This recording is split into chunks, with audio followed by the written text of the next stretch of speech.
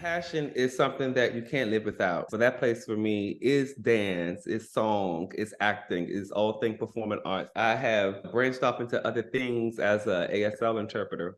I said, oh, well, if you're not paying for me to go to Howard for what I want to study, I'm not going to college. I'm going to LA to follow my dream.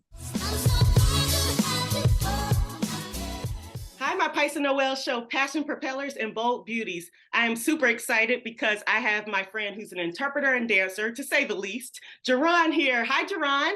Hello. I'm so proud of you. Thank you for having me. Oh, thank you for coming. I feel so honored to have him. So I know Jaron from dance, and he just always had the best energy and so talented in so many ways. And now, years later, I still see him shining with his interpreting and using that dance skill too, and still teaching. And, he just never ceases to amaze me because I'm like, oh, he got a degree and he went to Howard and he did all this stuff, and he always be snatched, you be together. So, I just really love seeing you grow and blossom and shine all the time. And I'm grateful that we cross paths. Me too. Me too. Thank you so much. Yes, of course, on Pysa Noel Show, we talk all things passion. It's so important to keep passion alive in your life, whether it's something that changed or something that was something old. We just need to keep it because we need it for our souls and we need it to light up and keep moving in the world. When I talk about keeping passion alive, what's the first thing that comes to mind, Jaron? For me, passion is something that you can't live without. No matter what you do, where life takes you, something always pulls you back to that place. So that place for me is dance, is song, is acting, is all thing performing arts. That is what I grew up doing.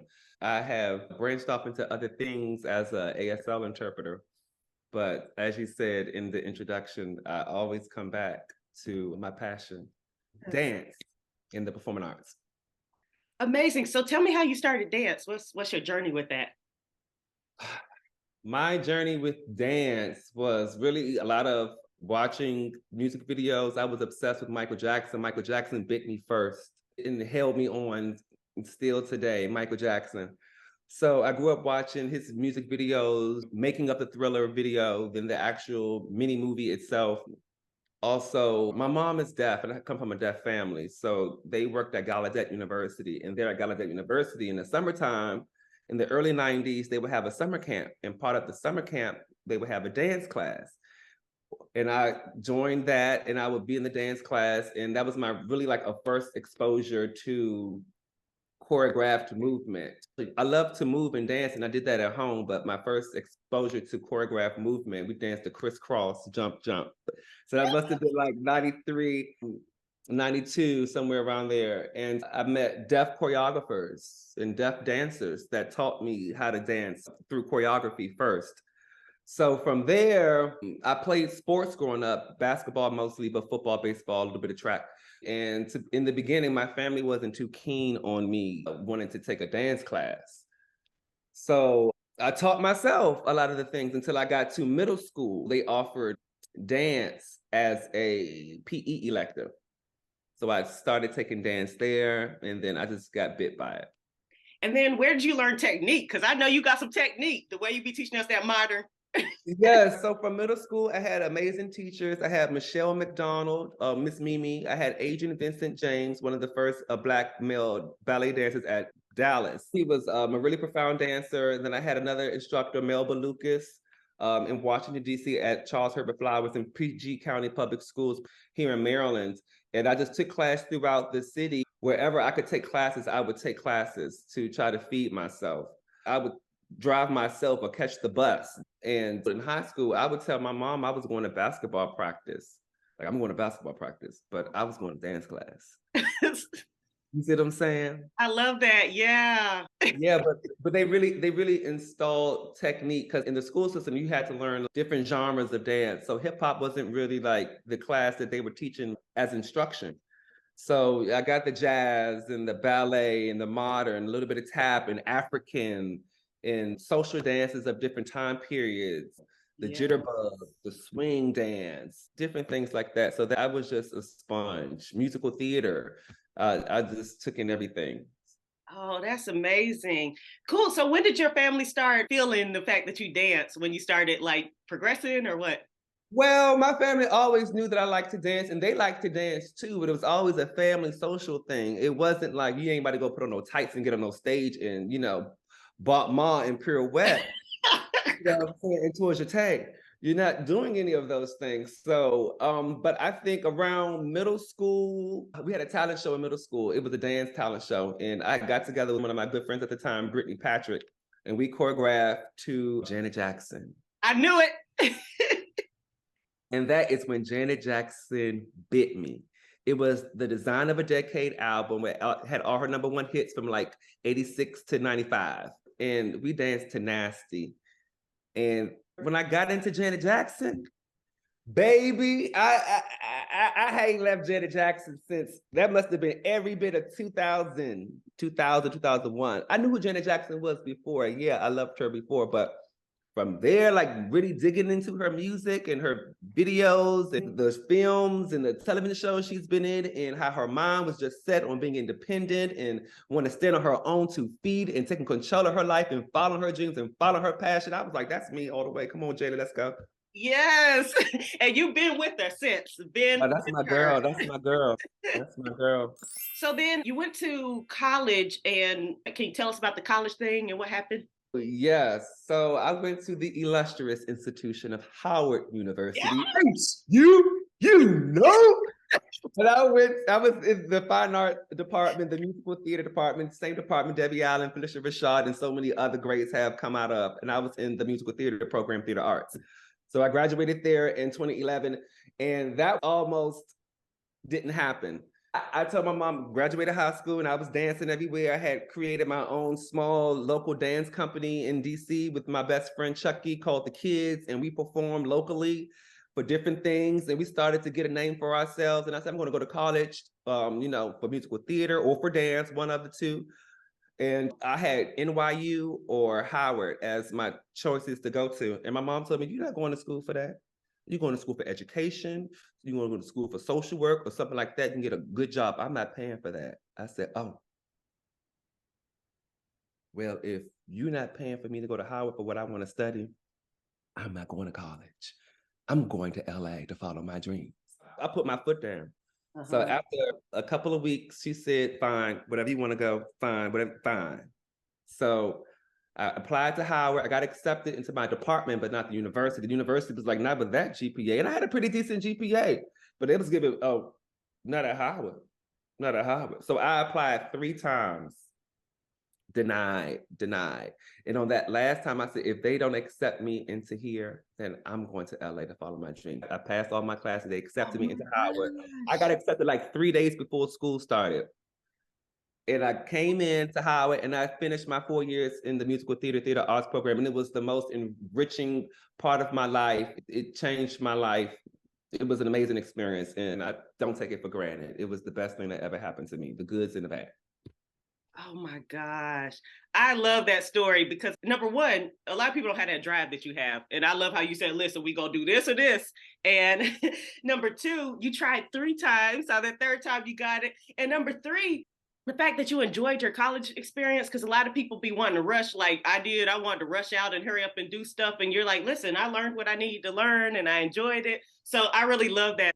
Man, I'll be learning more and more about you. So inspired. Okay, so we did this college thing and then I met you in LA. So how did you get to the LA part? Sophomore year in college, Debbie Allen came to DC and she was looking for dancers for a production at the Kennedy Center. I missed the audition. I knew nothing about it. I'm in my studies. I knew nothing about it, missed the audition. There was one of the students that was at Howard was intern or something? Intern, right. Thank you, girl. Intern, okay. He was an intern, interning at the Kennedy Center. So anyway, it must have been like 11 o'clock at night and we were working in the costume department downstairs in the basement of the theater. Like they were doing a show, the show went over, we had to get all the costumes together, iron them, doing all the labor work behind the scenes. As Howard, if you're not on stage, you're working behind the scenes. So my department was the costume. So he came downstairs and said, Debbie Allen's having auditions and she's looking for boys and y'all need to go. So I said, oh, we're gonna go. So anywho, I went to the audition, got the job, went overseas with her and met so many dancers from LA. I had already wanted to go to LA, but I met so many other dancers. I was the only one selected to go overseas.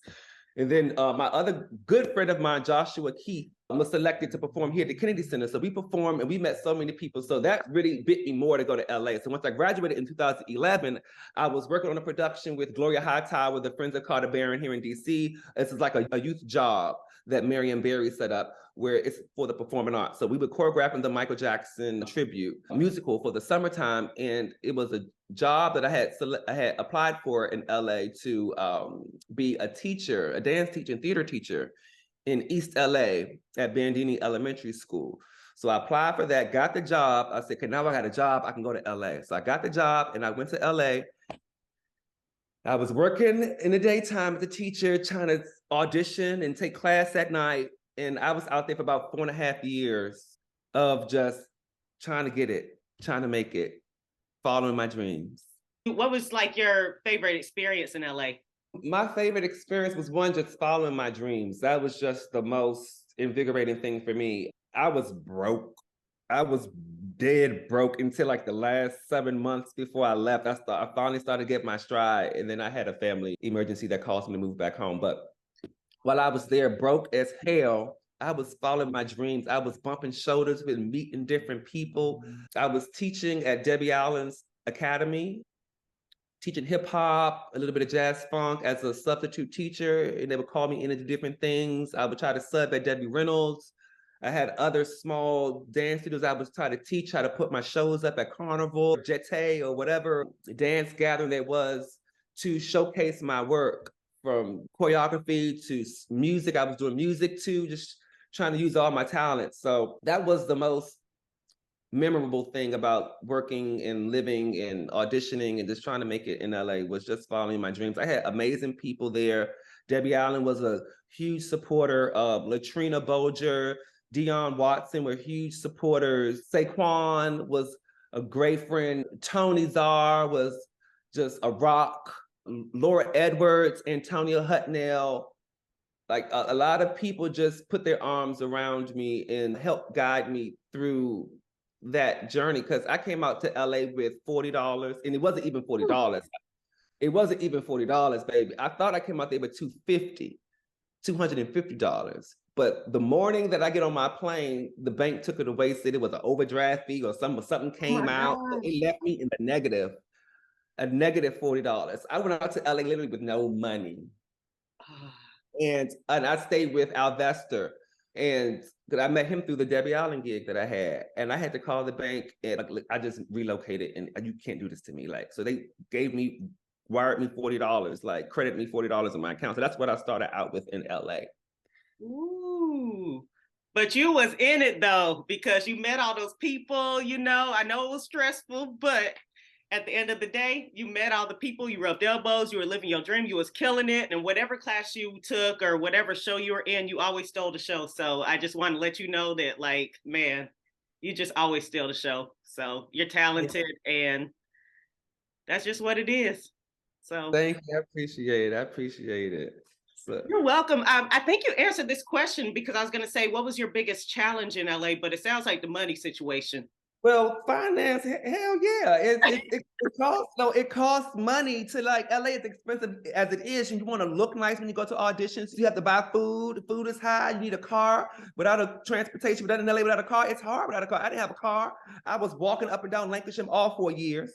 The after parties, not the after parties, but like the social, people may want to go to Federal, after an audition or after class, people want to go out to eat. You don't have no money to do that. You can't, how you keep up with the Joneses? And not to keep up with the Joneses as I want to be high and out there in the hills, but down here in the valley, honey, I still gotta survive. I was donating blood down in Van Nuys for $50 every week, twice a week, to have money. Like, you want to work, you get a job, but then I had to end up stopping teaching because I can't follow my dream. That's why I'm here. So you have to find little odd jobs that you can do to support yourself so you can go audition.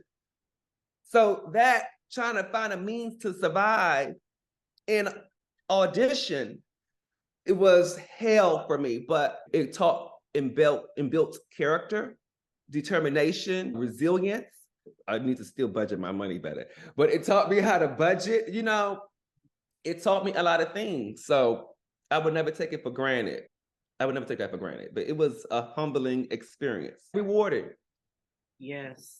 Yeah, because you also have to, along with, you need to take class if you can, that costs money. And then you need to network. So, like these things like going to the federal and stuff, you got to network. You got to talk to these people because you got to build relationships so you can get in this stuff. It's not all about talent, which I always say. It's about knowing the right people and networking, making them see that you're fun to work with. Oh, I want to take this person on tour. So, if you ain't got no money to get no drink, you show up and stuff, and maybe you can play it off, but that costs money. They even be able to get in. Federal may cost $15, $20 to get in, and I got $17 to my name. I need $5 for my all-day fare for the train. I need $3 for my oodles and noodles and my Arizona water and my dollar rice from the Dollar Tree. I have to budget that until I can give blood again. So you may not even be able to get in. You know what I mean? That was my thing in trying to cover it up, and still be present. You know what I mean? I know. I was broke. I was broke. I had no idea. You always look put together, and I had zero idea that you were struggling like that. So, you did it. You did that thing. And I always just could feel your passion. I just didn't know you were going through that much, but I'm glad that you got to experience everything. And so many people saw you, and we still see you. And speaking of seeing you, now I see you shine as, and I think you call it ASL Interpreter. Yes, ASL Interpreter. I'm an American Sign Language You was interpreter. like all in the White House and stuff. Stay tuned for part 2 of Jaron on PNS.